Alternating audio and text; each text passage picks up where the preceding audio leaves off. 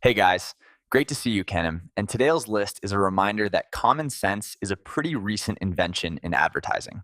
Now, once upon a time, doctors, cowboys, and cartoon camels all agreed on one thing: smoke more, live better. Welcome to the golden age of medical malpractice in advertising. 1. The Doctor's Orders Ad, 1946. Picture this: a white-coated man with a stethoscope and a grin that says, "Trust me, I went to medical school in the 1940s." In one of the most iconic campaigns of the century, R.J. Reynolds Tobacco Company proudly declared, "More doctors smoke Camels than any other cigarette." It's the kind of slogan that makes modern medicine want to light itself on fire. The ad featured calm, professional physicians enjoying a smoke between patient visits, as if nicotine was part of the Hippocratic Oath. The logic was brilliant in a "we've completely lost our minds" way. If the people treating your cough are also causing it, at least they're keeping the economy circular. Today, this ad would be banned faster than you can say FDA violation. But back then, it was pure trust-building genius, one puff at a time. 2. The baby's first cigarette ad, 1930s. In a level of insanity previously reserved for Greek mythology, some 1930s cigarette ads proudly showed mothers lighting up beside their infants. One brand promised, "More oxygen for your baby when you smoke ours." Because apparently, science was just a suggestion back then. The logic? Smooth tobacco meant calmer nerves meant better parenting, and therefore smoking was practically an act of maternal love. It's the kind of reasoning that would get you banned from the internet today, or at least a visit from child services. The baby in the picture always looked serene, probably because it couldn't process that mom was single-handedly fogging up the nursery with a toxic cloud of comfort. It's a snapshot of an era when common sense went up in literal smoke, and advertising ethics took a 20-year smoke break. 3. The Athlete's Choice. Ad, 1950s. Nothing screams health and vitality like a full-page ad showing a track star taking a deep drag before the big race. In the 1950s, brands like Lucky Strike proudly promoted themselves as the choice of champions. Baseball players, football heroes, even Olympic athletes were recruited to endorse their smooth performance. The subtext was clear: if you wanted to run faster, breathe harder, and collapse slower, smoke what the pros smoke. One campaign even showed a tennis player exhaling mid-swing, as if her lungs were just another piece of sports equipment. These ads weren't selling cigarettes. They were selling denial in a gold-plated pack. Today, it's unthinkable. But back then, it was the Marlboro Marathon of marketing, the race to see who could ignore science the longest. 4. The Dentist-Approved Filter Ad, 1950s. In the 1950s, the word filter sounded like a scientific miracle, even when it was attached to something designed to kill you slowly. One campaign proudly claimed, "Your dentist will notice the difference." Because apparently, brushing twice a day was less effective than chain smoking through a cotton plug. The ad featured smiling couples in perfect white sweaters, flashing flawless teeth as they puffed away. The ultimate paradox in dental hygiene. The message was clear: this cigarette doesn't just make you look sophisticated, it's basically mouthwash with a side of lung disease. The filter revolution convinced millions that they'd found a healthy loophole, a sort of vitamin version of smoking. Spoiler: the only thing these filters caught was misplaced optimism. Modern researchers later confirmed they did almost nothing, except sell the illusion that dying more slowly was somehow progress. It was the golden age of marketing, when all you needed was a lab coat, a buzzword, and a wildly confident smile to sell poison like it was toothpaste. The Slim for Her cigarette, 1960s. By the 1960s, advertisers realized women weren't buying enough cigarettes, so they wrapped lung cancer in pink ribbons and perfume. Enter the era of slim cigarettes. You've come a long way, baby. The slogan practically wrote itself: empowerment through emphysema. These ads promised elegance, independence, and a socially acceptable way to inhale tar in heels. Models posed like runway queens, their gloved fingers delicately holding the world's deadliest diet plan. The pitch was genius and grotesque. Smoke to stay thin, smoke to look sophisticated, smoke to keep up with the men. It wasn't just selling tobacco, it was selling feminism repackaged in menthol. Behind the glamour was a reality as gray as the ashtrays they posed beside. Yet for decades, the campaign worked, turning nicotine into a fashion accessory.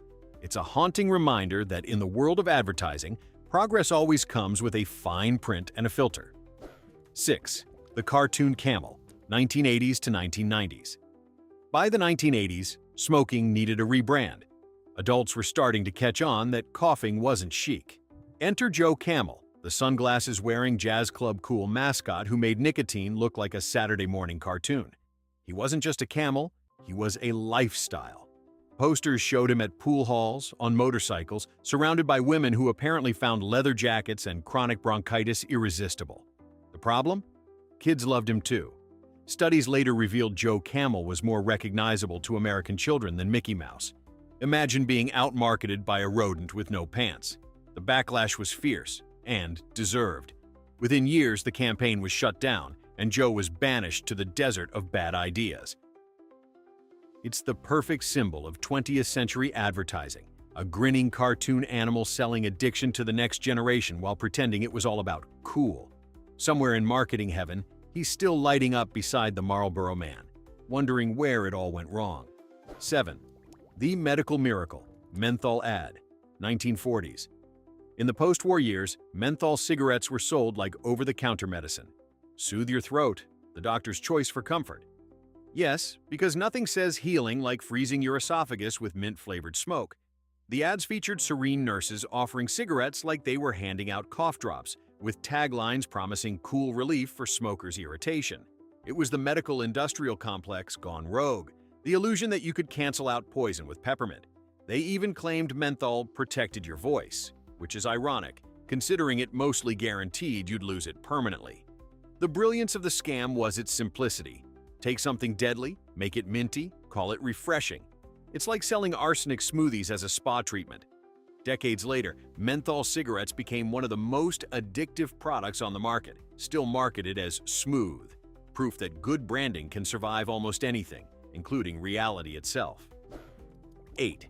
The celebrity endorsement era, 1930s to 1950s. Before influencers, there were movie stars, and nothing said Hollywood glamour like a puff of carcinogenic confidence. Everyone from Frank Sinatra to Lucille Ball had their faces plastered beside cigarette packs, smiling through the haze like they'd just discovered eternal youth. Studios even signed deals requiring actors to smoke specific brands on screen, product placement before we had a name for it. It wasn't just advertising, it was lifestyle propaganda. Audiences didn't see addiction. They saw success, sophistication, and the illusion of control. The tagline was always the same, the choice of stars, which, looking back, was tragically accurate, since so many of them died from the very habit they sold. It's the darkest kind of celebrity endorsement, one that proves fame might buy you everything, except hindsight and healthy lungs. 9. The fresh air cigarette, 1920s. Back when science was optional and marketing was pure poetry, one cigarette brand had the audacity to claim its product actually cleaned your lungs. The slogan? Breathe better, smoke fresher. The ads featured hikers, beachgoers, and horseback riders, all joyfully exhaling clouds of mountain-fresh tobacco smoke. Apparently, the secret to vitality wasn't jogging or vegetables, it was just smoking outside. This was the era when people thought air itself had healing powers, so mixing it with tar seemed like logical innovation. One ad even promised their product expels impurities, which, in a sense, was true, because it expelled every healthy cell you had. They branded cigarettes as nature's air purifier, as if the Great Smoky Mountains were jealous. The irony? These fresh air smokes were loaded with extra nicotine and arsenic to make them burn cleaner. The only thing they really purified was your wallet. Yet somehow, millions bought it, proving that nothing sells better than the promise of health wrapped in a slow-motion disaster. 10. The More Flavor, Less Filter campaign, 1950s. When filters started ruining the fun for die-hard smokers, one genius in marketing decided honesty was overrated. He flipped the narrative and launched a bold new campaign: more flavor, less filter. Translation: more tar, less survival. The ads showed rugged cowboys, steel workers, and mechanics puffing proudly on cigarettes, built for men who live hard. Every drag looked like a victory lap for toxic masculinity. The message was simple: filters were for quitters, Real men inhaled unfiltered death straight from the source. It was the perfect combination of rebellion, ego, and early-onset emphysema. And it worked. Sales soared. These ads turned a health hazard into a badge of honor. The cultural logic was beautiful in its stupidity. If something's dangerous, it must be masculine. Today, it reads like satire, a time capsule from when risk meant glory and lung capacity was just another optional accessory. 11. The candy cigarette craze, 1940s to 1980s. If you were a kid in mid-century America, your first step toward adulthood was pretending to destroy your lungs. Candy cigarettes, little chalky sugar sticks wrapped in red tips, were sold as harmless fun. Some brands even released smoke, actually powdered sugar when you blew through them. The packaging mimicked real brands down to the fonts, colors, and cool slogans. It was training wheel addiction, the nicotine nursery. Parents thought it was cute. Look, honey, he's just like Dad. Meanwhile, Big Tobacco smiled from the shadows, because this was their future customer base literally eating the message. By the 1980s, health groups caught on, calling them gateway sweets. The manufacturers protested, claiming they were nostalgic treats. Nostalgic, yes, in the same way asbestos insulation is nostalgic. Candy cigarettes turned generations of kids into brand-loyal adults before they could spell lung. It's hard to imagine now, but back then, innocence and addiction came wrapped in the same shiny paper. 12. The Doctor's Wife ad, 1947. If one doctor smoking wasn't persuasive enough, advertisers brought in his wife. Camel's famous Doctor's Wife campaign argued that medical spouses preferred smokers. The pitch? She knows her man and his cigarette. It was pure Madison Avenue madness, using marital trust to sell addiction. The ad showed a radiant woman gazing lovingly at her doctor husband, implying she supported his work and his habit. She wasn't worried about his cough. She was proud of his taste. It played perfectly into post-war gender roles. She cooked, he prescribed, they smoked together in blissful ignorance. The ad even hinted that a man's choice of brand proved his sophistication, making tobacco a form of emotional intelligence. It's an astonishing artifact, a masterclass in psychological manipulation where health, romance, and science all burned down in the same ashtray. Today, the only doctor's wife endorsing cigarettes is the widow reading the autopsy report. 13. The holiday cheer cigarette ad, 1930s to 1950s. Forget sweaters and eggnog. Christmas once came with a carton of Camels. For decades, tobacco companies ran cheerful holiday ads urging Americans to give the gift of smoking. Santa himself was often pictured handing out packs like candy canes. Some ads even wrapped cigarettes in gold bows, boasting, "The gift that keeps on giving, satisfaction all year long." They weren't wrong, especially if you count the coughing. The campaigns turned addiction into an act of generosity and nicotine into a symbol of love. Families posed beside Christmas trees, kids hanging stockings stuffed with tobacco. It's hard to decide what's worse, the manipulation or the cheerfulness. The idea that you could wrap up respiratory failure with a ribbon was peak 20th century optimism. Looking back, these ads feel like an alternate universe, one where Santa swapped milk and cookies for bourbon and Marlboros, and nobody saw a problem with it. 14. The Make Your Voice Smooth campaign, 1940s. Somewhere in a smoke-filled boardroom, someone decided that singers and smokers had the same career goals. Ads proudly declared, "Keep your voice clear and mellow. Smoke, brand name." Featuring crooners, radio hosts, and even opera stars, these campaigns claimed nicotine soothed the throat. The message, raspiness, wasn't damage, it was style. They even compared cigarette smoke to steam for your vocal cords, which is like calling bleach a skincare product. Singers like Bing Crosby and Rosemary Clooney were pictured mid-song, a cigarette elegantly poised between notes. The tragic irony?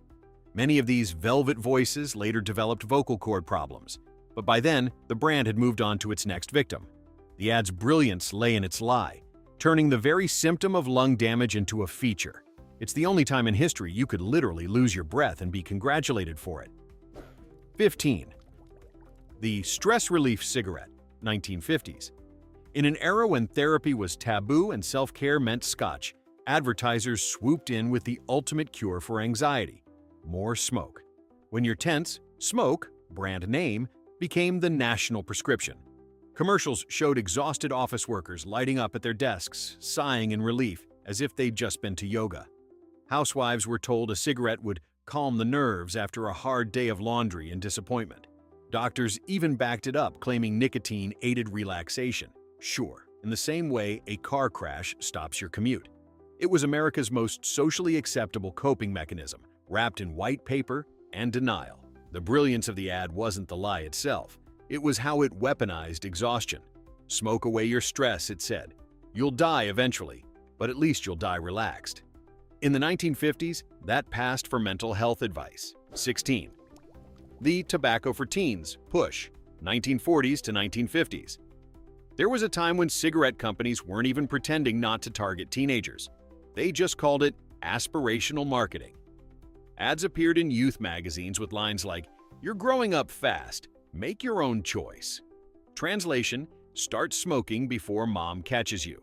They featured college kids leaning against jukeboxes, varsity jackets gleaming, holding cigarettes like proof of adulthood. It was rebellion with training wheels. Even cartoons joined in, bright-eyed teens lighting up after exams, celebrating maturity with a lungful of menthol. The industry called it brand loyalty development. Everyone else called it grooming addiction. Parents thought it was innocent. After all, these weren't rebellious teens. They were young adults finding themselves. The irony is almost poetic. Entire generations who thought they were expressing independence were just following the most successful youth-targeting campaign in history. Nothing says freedom like a habit you can't quit before graduation. 17. The cough-free cigarette, 1930s. In the 1930s, when people started noticing that smoking made them hack like malfunctioning engines, the industry didn't change the product. It changed the story. Brands began advertising cough-free cigarettes. The pitch: our special blend is so gentle, even grandma can enjoy it. Some featured doctors with clipboards approving the smooth draw, while patients smiled mid-inhalation, as if their lungs weren't dissolving on camera. The secret ingredient? Usually a mix of menthol, honey flavoring, and straight-up denial. One ad even promised, "No more irritation, smoke freely all day." Essentially, it told consumers to interpret respiratory distress as a user error. It's breathtaking in the worst possible way. The cough-free campaign didn't stop the coughing, it normalized it. That was the real magic trick, convincing millions that their bodies weren't warning them of danger. They were just getting used to quality. 18. The athlete's recovery. Cigarette, 1940s. Nothing says post-game recovery like nicotine and tar. In the 1940s, tobacco brands actually targeted athletes under the banner of rejuvenation. One ad featured a boxer lighting up ringside with the caption, "After the fight, a cigarette restores your calm." Baseball players, skiers, even swimmers were used to sell the idea that smoking helped you catch your breath. The logic? Smoking opened the lungs, like some kind of herbal therapy from a fever dream. One particularly shameless campaign featured Olympic athletes with gold medals and ashtrays.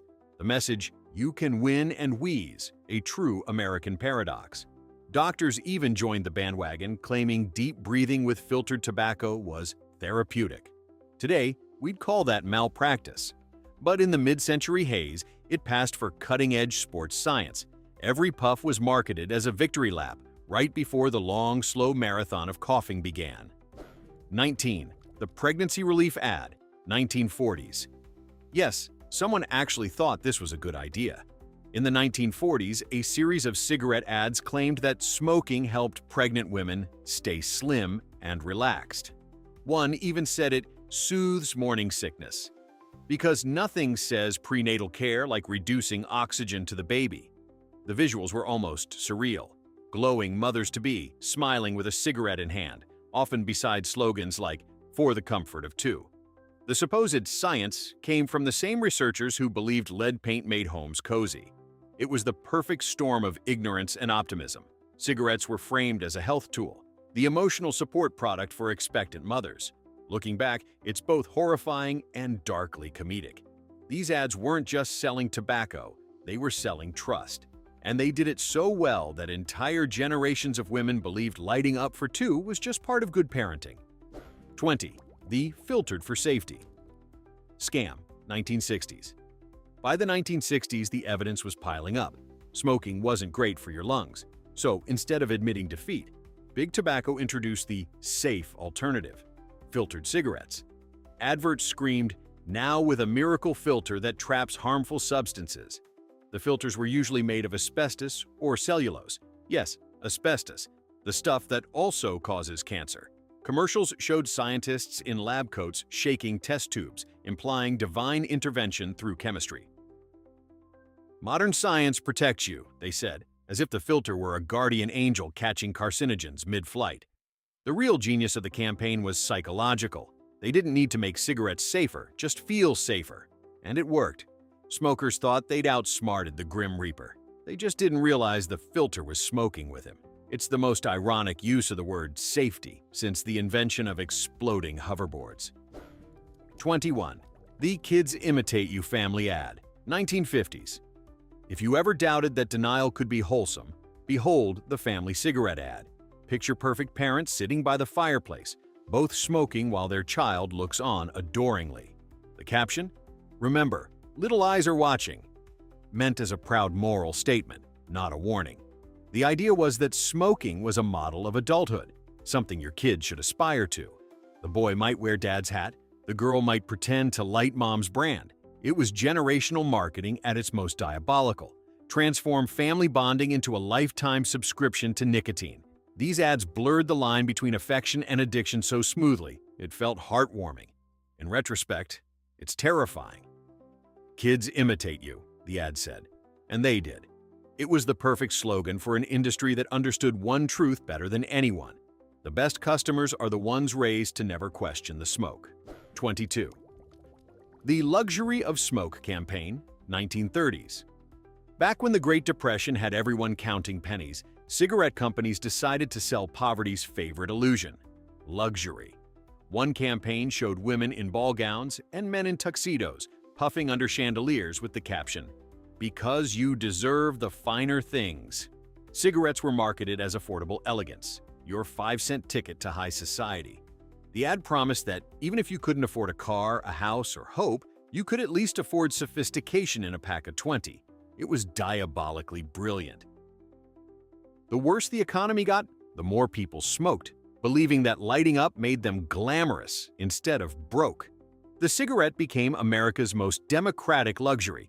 Everyone could feel rich for the price of a cup of coffee. Of course, the real luxury went to the tobacco companies, who made billions selling class in cardboard boxes. It's capitalism's favorite magic trick, convincing you to burn your paycheck and call it self-care. 23. The T-Zone Test ad, 1946.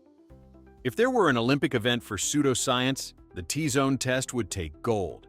In this ad, the T-Zone stood for taste and throat, the two areas that, according to Camel, only their cigarettes satisfied.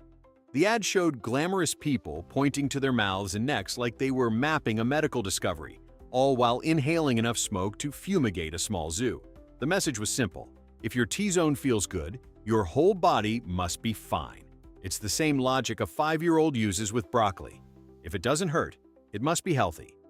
This clever nonsense helped Camels dominate the post-war market. The brand claimed scientific proof that their cigarettes were smoother, all based on a study involving, wait for it, their own employees.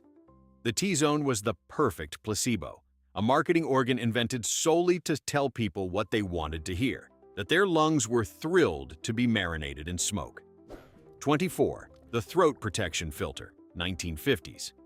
By the 1950s, even chain smokers were starting to notice that their throats sounded like gravel. The industry's answer?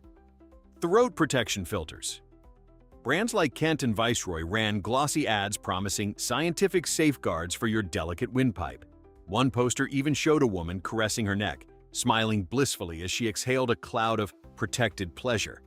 The filters, of course, protected nothing. Most were made from asbestos fibers, which made your lungs not just smoky, but practically flame retardant. The genius of the lie was its simplicity. If it had a filter, it must be healthy. People believed it because science was fashionable and denial was free. The phrase throat protection became a comfort blanket for millions who wanted to keep smoking without the guilt. Decades later, when lawsuits revealed the truth, the irony was painful. The very filters that protected smokers had doubled their risk. Nothing says safety like breathing through industrial insulation. 25. The Mild as May ad, 1930s. Long before influencers were selling skincare, tobacco companies were selling gentleness. Lucky Strike's Mild as May campaign turned cigarette smoke into springtime poetry. Ads showed women in silk dresses surrounded by flowers, smiling dreamily as they exhaled a cloud of carcinogenic bliss. The brand claimed their special toasting process made cigarettes smoother, cleaner, even soothing to the throat. It was marketed as the elegant choice for delicate women, a beauty product for your lungs. They even suggested it could preserve your voice, which is like claiming tequila preserves your driving skills. The phrase "mild as May" became cultural shorthand for feminine sophistication, even though the only thing mild about it was the marketing. It was proof that with enough pastel colors and floral fonts, you could convince half of America that poison smelled like perfume. By the time the truth came out, the campaign had already burned its way into history, literally and figuratively. 26. The smoke like a movie star trend, 1940s to 1950s. Before anti-smoking PSCAs, Hollywood was the commercial. In nearly every movie from the 1940s and 50s, someone was lighting up. Detectives, dames, heroes, even cartoon animals. It wasn't product placement, it was indoctrination. Stars like Humphrey Bogart and Lauren Bacall made smoking look like foreplay, danger, and class rolled into one perfect puff. Brands paid studios to show their logos in close-ups or to have their packs casually placed on glamorous vanities. The result? A nation addicted not just to nicotine, but to the fantasy that every cigarette was a plot twist. Lighting up became cinematic shorthand for rebellion, passion, and intelligence, never addiction. Even kids mimicked it with pencils and candy sticks. Hollywood didn't just sell stories, it sold habits. And for decades, America's biggest box office hit wasn't a movie at all.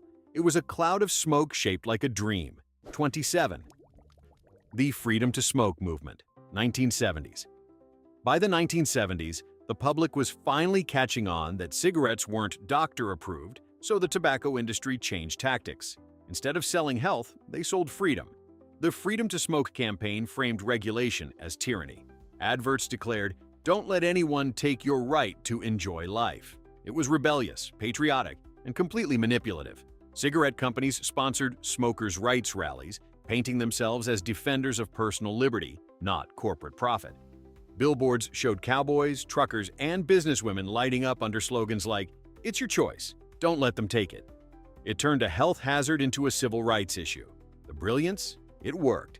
Millions joined the cultural crusade for smoker independence, unknowingly fighting for the same corporations profiting from their slow decline. It's marketing judo, weaponizing freedom to sell addiction. Because in the end, nothing says liberty like a habit that controls you completely. And that's it. The golden age of absurdity, when smoke meant glamour, health, and freedom all rolled into one. Thanks for watching, subscribe to the channel, and don't forget to hit like before this video gets banned for making too much sense.